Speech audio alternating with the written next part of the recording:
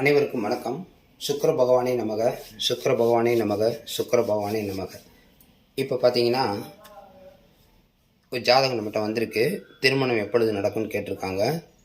ஏன்னா ஒரு 5 வருஷமாக அவங்க ட்ரை பண்ணிவிட்டு முயற்சி பண்ணி தோல்வி அடைஞ்சி இப்போ நம்மகிட்ட வந்திருக்காங்க. இந்த பாகம் 42, இது வரைக்கும் 41 பாகம் பார்க்காதவங்க பாருங்கள். நிறைய ஒவ்வொரு வீடியோலையும் ஒவ்வொன்று சொல்லியிருப்போம். இந்த வீடியோலையும் திருமணம் எப்பொழுது நடக்கும் அப்படின்றத பார்க்கலாம். வீடியோ கட் பண்ணாமல் நீங்கள் பார்த்தீங்கன்னா நிறைய விஷயங்கள் இருக்கும். சில விஷயங்கள் ஜோதிடருக்கு புரியாது, அதனால் உங்களுக்கும் புரிய வாய்ப்பில்லை. இருந்தாலும் உங்களுக்கு தெரிந்த கமெண்ட்டை போடுங்க, நம்ம அதுக்கு பதில் சொல்ல கடமைப்பட்டிருக்கோம். இப்போ இந்த ஜாதகர் பார்த்தீங்கன்னா 18/4/1992 மாலை 5:53 பிறந்திருக்காரு. விசாக நட்சத்திரம் 1ஆம் பாதம், ஆண் ஜாதகம். லக்னம் பார்த்தீங்கன்னா கன்னி லக்னம், துலாம் ராசி. ஓகேங்களா? விசாக நட்சத்திரம் துலாம் ராசி. விசாக நட்சத்திரம் சொன்னால் அதன் அதிபதி குரு, அதுதான் ஜென்ம நட்சத்திர அதிபதி குருன்னு நம்ம கொடுத்துருக்கோம். இந்த ஜாதகருக்கு பார்த்தீங்கன்னா இப்போ இன்றைக்கி தேதி 11/7/2024. அவர் பிறந்த தேதி கழிச்சோம்னா 32 வயசு 2 மாதம் 23 நாள் ஆகுது. இப்போ 32 வயசு. இப்போ என்ன திசை நடக்குன்னு கண்டுபிடிக்கும் போது அவருக்கு திசை இருப்பு 13 வருஷம் 11 மாதம் இருந்தது. சனி திசை மொத்தம் 19 வருஷம். சனி திசையில் கடைசி புத்தி குரு புத்தி வரும், அது ஒரு 19 வருஷம். மொத்தம் 32 வருஷம் 11 மாதம் வரைக்கும் இருக்குது. இன்னும் ஒரு 8 மாதம் சனி திசை குரு புத்தி நடந்துக்கிட்டு இருக்கும். இதுக்கு அடுத்து வரக்கூடிய திசை என்னன்னு கேட்டிங்கன்னா புதன் திசை. புதன் 7ல் நின்று நீசம் பெற்றிருக்கார். அதை முக்கியமாக கவனிக்க வேண்டிய விஷயம். நீச நிலை அப்படின்னு சொன்னால் உடனே திருமணம் செய்ய முடியாது.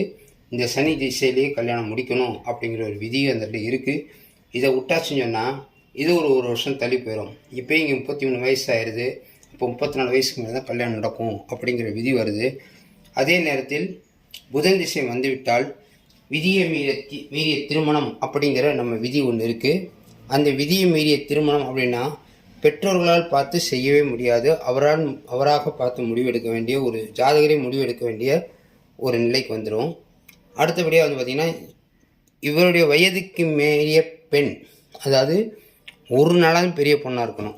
இப்போ இவர் 18ஆம் தேதி பிறந்திருக்காருன்னா அந்த பொண்ணு 17ஆம் தேதியாக இருக்கணும், அல்லது ஒரு 3 மாதம் 6 மாதம் 1 வருஷம் இந்த மாதிரி இருக்கிற பெண்ணாக பார்த்து திருமணத்தை முடிக்கிறது தான் விதியை மீறிய இதுன்றது சொல்கிறது. ஓகேங்களா? பொதுவாக கன்னி லக்னத்துக்கு பாதகஸ்தானத்தில் சுக்கிரனும் புதனும் இருப்பதால், புதன் அங்கேயே இருப்பதால் அது பாதகாதிபதி இடம் அப்படிங்கிற ஒரு விதியோடு, பாதகாதிபதினா விதியை மீறிய திருமணம் தான் செய்வார் அப்படிங்கிற நம்ம அப்பா ஜோதிட விதி நம்ம ஆத்மா ஜீவா சைராவில் சொல்லிக்கிட்டு இருக்கோம். ஓகேங்களா? சரி, ரைட். இப்போ நம்ம வயசை கண்டுபிடிச்சிட்டோம். ஜாதகம் என்ன நட்சத்திரம் என்னன்னு பார்த்துட்டோம். அவருக்கு என்ன தசா புத்தி நடக்குதுன்னு பார்த்துட்டோம். இப்போ பார்த்தீங்கன்னா தசாநாதன் சனி பகவான் 5ஆம் இடத்தில் நிற்கிறார். 5ஆம் இடத்தில் நின்று 5ம் 6க்கும் உடைய அதிபதி தசாநாதன் சனி பகவான் 5 6க்கும் உடையவர். 5லே நின்று 6ல் நின்ற செவ்வாய் சாரம், அந்த செவ்வாய் 12ல் நின்ற குரு சாரம். பாருங்கள், இங்கே நம்ம திருமணத்துக்கு எப்பவுமே லக்னம் 2 7 பாவ தொடர்பு வேணும். தசாநாதன் சனி செவ்வாய் சாரம் பெற்று செவ்வாய் குரு சாரம் பெற்றதால் இங்கே 1 2 7 தொடர்பு கிடைக்காதால் இந்த சனி திசை முழுக்க முழுக்க முழுக்க முழுக்க அவருக்கு திருமண தொடர்பு கிடைக்காமலே போய் தள்ளி போயிடுச்சு. சரி, இப்போ இந்த சனி திசையில் முடிக்கலாம்னா ஒரே ஒரு வழி இருக்குது, அவங்களுக்கு நம்ம சொல்லியிருக்கோம். அது என்ன வழி அப்படின்னு கேட்டிங்கன்னா, இப்போ சனி திசை நடந்துகிட்டு இருக்கு. சனி இந்த இடத்துல இருக்கிறார். கோச்சாரத்தில் சனி இந்த இடத்துல இருக்கார். அப்போ பாவ தொடர்பு கிடைக்கல. இருந்தாலும் பெண் ஜாதகத்தில் லக்னம் 2 7 தொடர்பு தரக்கூடிய கிரகம் வந்தால், இப்போ சந்திரனை எடுத்துக்கிட்டோம்னா சந்திரன் குரு சாரம் ஏறி, குரு கேது சாரம் ஏறி இருக்காரு. கேது சாரம் பெற்றதால் 2 12 10 தொடர்பு தான் இருக்குது. 2ஆம் பாவ தொடர்பு கிடைக்கிறதுனால ஒரு வாய்ப்புகள் இருக்குது, அது பக்கம் பார்க்கலாம். சரி, இந்த ஜாதகத்துக்கு புத்திநாதன் பார்த்திங்கன்னா குரு புத்தி நடந்துகிட்டு இருக்கு. அந்த குரு 12ல் நின்று 10ல் நின்ற கேது சாரம் ஏறி, அந்த கேது 4ல் நின்ற ராகு சாரம் பெற்றிருக்காரு. அப்போ அங்கேயும் தடை எப்படிக்கிட்டே இருக்குது. மொத்தம் சனி திசை முடிய போகுது இன்னொரு 8 மாதத்தில். இந்த 8 மாதத்துக்குள் திருமணம் நடக்கணும்னா அந்த பெண் ஜாதகத்தில் சுக்கிர திசை நடக்கிற பெண்ணாக வரணும். சுக்கிர திசை நடக்கிற பெண் வந்தால் திருமணம் நடக்கும். அவர் 7ஆம் பாவத்தில் இருப்பதால் அந்த வழியாக தான் உள்ளே வர முடியும். அந்த பெண் தான் லக்னம் 2 7ஆம் பாவ தொடர்பை கொடுத்து உள்ளே வர முடியும். இவர் ஜாதகத்தில் இப்பொழுது திருமண காலம் இல்லை அப்படிங்கிற ஒரு விதியோடு வரக்கூடிய பெண் ஜாதகத்தில் சுக்கிர திசை நடப்பவர் வந்தால் 7ஆம் பாவ தொடர்பு கொடுத்து உள்ளே வருவார். சுக்கிர திசை நடக்கிற பெண் வரணும்னா சுக்கிர திசை ஒரு 10 வருஷம் வச்சுக்கிடுவோம். இன்னைக்கு 20 வருஷம், ஒரு ஆவரேஜ் 10 வச்சுக்கிட்டோம்னா இதுக்கு முன்னாடி கேது திசை நடந்திருக்கும்.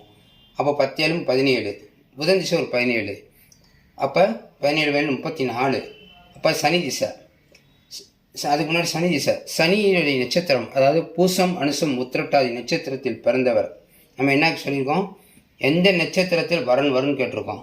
ஏன் நம்ம வந்து அவ்வளோ தூரம் போகிறோம்னா, நம்ம நடுவில் ஒரு விதி சொன்னோம். என்ன சொன்னோம்னா, இவருக்கு லக்னத்துக்கு 7ஆம் வீட்டதிபதி புதன் திசை வந்தால் இவருக்கு விதியை மீறிய திருமணம் தானே முடித்து கொள்வார் சொன்னோம்ல.